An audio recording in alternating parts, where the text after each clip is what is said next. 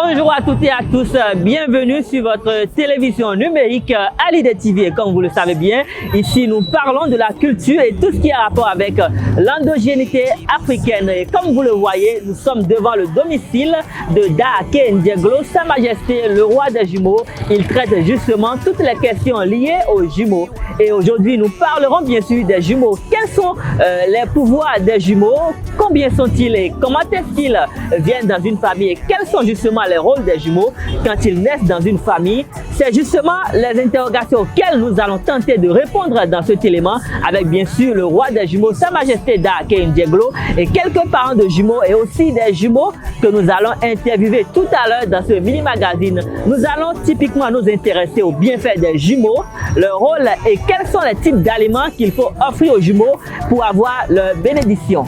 Alors si mon réalisateur est prêt, nous allons faire immersion tout à l'heure dans ce palais. Je me permets bien sûr de l'appeler palais. C'est un palais royal. Nous allons entrer dans le palais et rencontrer Sa Majesté Daake Ndieglo. Et c'est à tout de suite. Eh bien, comme vous le voyez, chers téléspectateurs, nous sommes ici devant l'hôtel des jumeaux. Et juste à côté de moi, vous avez une paire de jumeaux. Alors nous allons nous entretenir avec eux tout à l'heure par rapport au mystère des jumeaux. Sur ce, let's go. Alors on va tout de suite faire les civilités avec la paire de jumeaux que nous avons juste à côté. Alors monsieur, vous c'est... Ici c'est monsieur Humpé Rogatien. Et ici c'est Humpé Donatien. Et on met la Rogatien. Et mi de roi mi nous endo na cambia mi rete. Roko de mi te kono wa mi do na me. De mi no mi tombo no momine, ne mi no tombo no momine le bon. Apapa te no so mi. Oho de mi yo. Bonu mi mramble mi dia. Akapa de no do la mi no mi yo. Fi debu de mi ve jeli yo. Mi no sisi,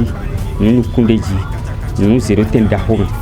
O teme no, e no zemi do te no holu mi yo. E no tembo no le mi ba mi pom mi dia mi no mra mi bwen te on.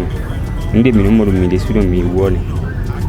Et on met la donation. Moi, je dis non. Vous comme ton kende do khodo ko sin dagbele ou kigo de mi no mo de me on. Yo be wonte mi ka do bona insedo. Ye me de mo ki anu ko sin no ale. Bono mo do we kon ede yo a ovisin we. Ho yin a ovisin no a. Ho vio ka tuntun sin we ho yin.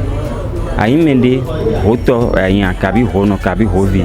Ba wan do dali ho tonji yo ho no tun kanu me sansa no tun kanu me ko me no tun kanu me gbadan e ka bi ho ko tro lo han we inu e no se je nko ho sin agbasa ho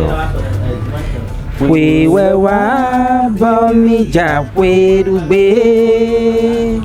we wa ba mi ja we dugbe kabili kojo chile ye ko he ubolene boko he avobo gbane boko he chokoto done salo vekpen lebo done le mi mo vodun gbede we mi me ho hole vodun gbede we mi me ho hole mendele no zero cause dairuna me no zero dairun ho inu be ase so dairuna ho inu be ase so ko kona ho no sisi we yo wendo ho vodun kale vodun de ble taru vodun le bisese. Comme vous le voyez, les jumeaux Donatien et Rogatien viennent de nous fredonner une très belle chanson tout à l'heure. Alors je vais me permettre avec le plus grand respect que je leur dois de me psalmodier un peu le panégyrique, j'allais dire, voilà, le panégyrique des jumeaux. Tobo totio able koko azimando mando able monoclepon chale zuno mbati mbayo kogbono manji on viro kwa gidaton we kodo pele bojiwe viyono nukume mayo no sisi nukume no sisi mambo de kodo boya edo viro le kuin vio azamaya ton ye kawa vi pa un koklo azinde ka vive boman gomelifin bobliko choe atramande mi faji fagizi badragizi akpadi mime akpadi kancha. Merci à vous, chers jumeaux Donatien et Rogatien. Ainsi prend fin l'entretien de ce jour. On va tout à l'heure rejoindre le roi des jumeaux, même Sa Majesté Daake Ndieglo. Mais bien avant, je vous propose une pause publicitaire.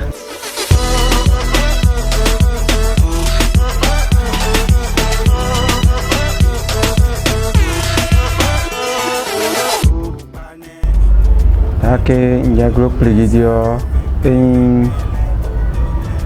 tabla no bokoronton do dagboton sin fagbasa boyen nego do agraku ake hwedan ken fosin agbasa bo ye wa je ko gro plaisir do kan président national des jumeaux cho ho lele aso ya kosu otane on lo fine ho no budo no budo do gbe obo pe babo e ma sin ku mo wen ho do minado ho minado peto yin ho ewe minado a me ye wa ye ro fine o ewe minado don no yin ho yin vie jiro po yin ho ma mo vie jibe yan godion ho ile jibe zon wen dion ho vie bla kando ko ho vie zon apo me ho vie zon wen ho vie ji be no joso ho vile jidali ho le yebe jidali ho ni wanti donc ele le bio ho do puro no cho mi abon ho we mo ho aton wa mo ho ene ti oni aji ho we aton bele azon eni o le me o no vole voe ezo anko hun wa hala wa ne donc ho kele ne vie me ka je ho gudo e no dosi abi dosu ho mais je mets les goudo dosa alo dohwe ho kame kede lene ne ro ho lene ni moache ani wo e kono aji vie len tel tu vie len wa gbe problème de tagbade wahala de yo gbe vie len wa ne bono ajolo pe bezo de ho mla wa no do vidjolo maji e do je que ayemle no toto hwe bo toto le so vi kwindo ko me no ba divi bo di ho ajolo bo jine eni oye yo e kon jire ho a me video am adogo tombo e bro be no je ho viwe we ba ji yo ho e do video ma je ko gbe tagbakade wahala de bo adonde yo ko gbe ho no wa ni ho ka ko eno gbe no ajuro no agbo adon we so mo ho tile yo eno sien pele o so je na so kemi lo egbedin chite do egbe yo me koko chite mi lo hon bo eno de ho su kutonu bo ho yin no de su ton yin no sin ho su de kutonu be no de ya e ke na ido ho kan wa pe do renu bo ho to na wa bi odo e na de su oro kan che de do nje na ijo no be na kan bi ho le ni ho le igbe e na wa blo me ho su de o da ke nje go fi egbedin o e na chite ma je ko nja de ho su nu me yin ni ho su nu me ho kan na kan zomi bo na wa de ho su o amo no de ho ton me quand étant maternité des jumeaux na ji ho no ba so e mo famille to ile fi de ho gosi o an so ho so e dun ko ho ren wa ho izun e ndo ho ele lo gbe o ko lo po jin do ele body an ze ho family na wa de sunu ho don we wa mi de kuto me gbigban lo egbe pe nu gbigbele ko mi wa we no je ko enu tite mo je mele e si mo de ho su ni we dagbo chire na che ho acheton de be na me de bo me ne we do ache bo ho le sin su we na de we do ache a enu kanu ho do me na de su ton le we no mi gbo me le sin gbe ran gbele do adowu no mi na du pe mi na du o akwe ho kuto me we ho ablo egbe be je ablo bo ko da che bo do egbe o ho na ba hono ton do ho tin hono don a ho epo dangbe po no zon zenzen ho te so ko kewe won tangbe ma se ko kewe ya e si pardonner we zon ko wewe o tangbe sin kun we ala money do epo ho ko nu ale bo ja ko do po e zon ho sin hono don ko je bulegbe bo kun moto da ho ate bulegbe bo kun keke bo ko bo gba etage o victoire na son si me so do ho eno de wa ko do ate na de suton a e je ho yan yo nu o e so ma yo nu de yin for si na de suton a ho na de ayo de suton si ho infonu o e no kanu zon ho do me na de suton we me ho ren wa o akado e kai do ho famille ton me a e régler problème o a ko e de suni lo fi e gbe ni ho vi o ya ji we ho no lo ya ji we ho to ya ji e bo wo gbon kudo nu kan di si ami o lo tewu e de sunu ho le a nu e ren wa e do a e no je atin o e do atin bo ma bla entretien no atin bo zen mo le do atin a bo nu gbodu bo nu handu o fite mi ja ifodo bon ati ona isise dagbe ya ho mi ji o dayo ho to ho no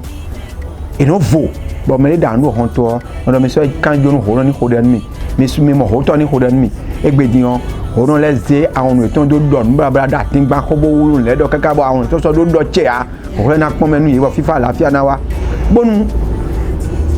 eni de sunu ho de ma de sunu ale yo ho no pasteur e ma vene ho no mon père e vea ho no bokono e vea ho no évangéliste ho no numbi me ye wa o nu ye o wa mi ba nu bo mo bo glegle nu o bo vile tun mo fi bo ho to ni mo fi wo ho do ni mo fi bo egbe ni o mi de su ipon gbe oro egbe mi pon fie mi de egbe o mi ma do din bonu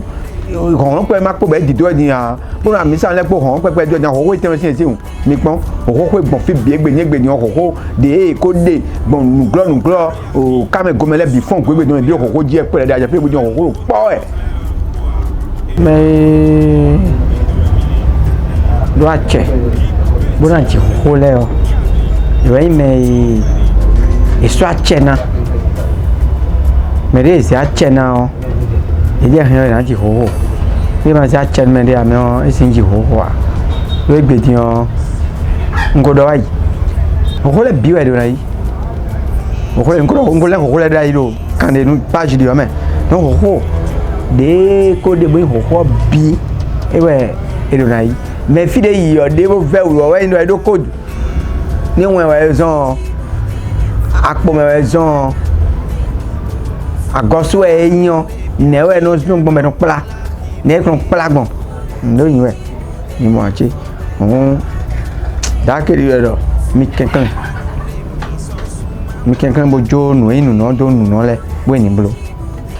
mi dele o ta ke nje glo pli gidi e be ho ti an azo sin 10 décembre 2016 la première édition mais nous on a préparation de 1999 et ouais nous tout ouais nous c'est moi dit kaka bah nous c'est première édition de 2016 mais quoi connaît bien blo mais moi j'ai on m'attend que minto pour préparer pour adjadi ouais au cas de où dake njeglo ede kaka ndo fondation ho no budo nkre choba gbedian me ado fraternité ho no budo kan beta ho no budo ne ka jo endo dake njeglo ede ton me ke mina pele abi dake njeglo na tite bo jo ho no me bo na yin kwedo to na yin o kweno mo ya mi me de do ho do egbe de tewe ka do gbeta pele gbeta na pele gbeta bo ho to me na yan o we nu mi o do party de don no ho to ho no jia egbe yan ho to ho no do ya jiwe ne mi kan blogbon bo ho vi dem na jia ho to me na jia ho no ma kan jia ne mi kan blogbon me na se ho me se ho do hun da la ne mi blogbon me na se ho do dai hun na me ho version sinwe abi e mo poro de kwenu me no de kwem le sin no je ni ya ki me wi ho bo chevi anu mo me ajoro ho ya je mo fo eso me c'est grave ni moi egbe di on me proposer ho e je ho gan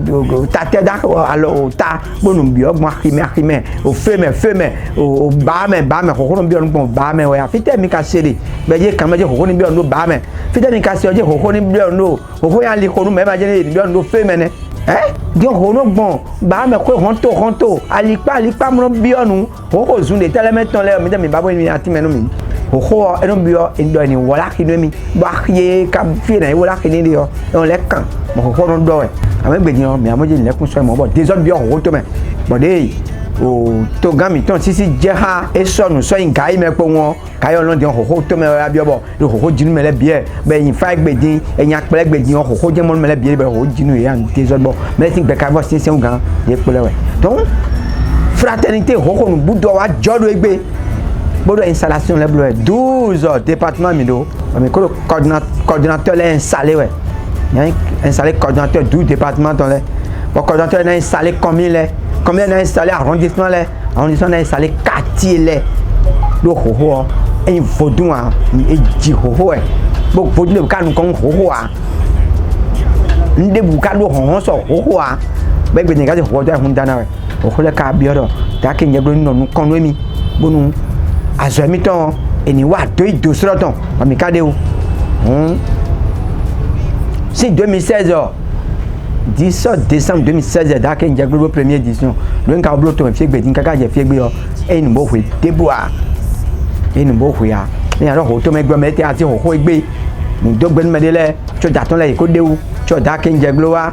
bo da ke njeglo ka wa ejo edo wa bono iye me do popo ipo me na je wo so ga amo ya do ejira hoho sin ho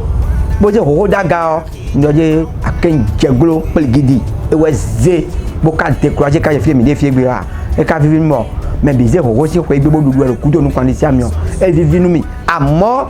e ma pon zun tabo yin ka o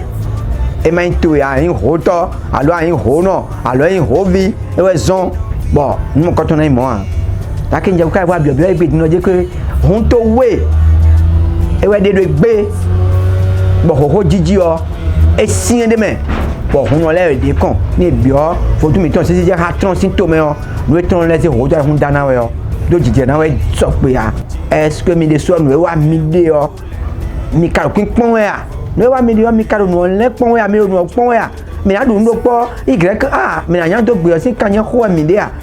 pero il faut do no yipo mo lo je ke ho ko la mi ano e bo le do kan ro mi no mi jo ho do mi ho no le bo mi toju nu e se no mi se kwa mi ton be bi eme o mi toju nu o bo se nu o bo wuli bona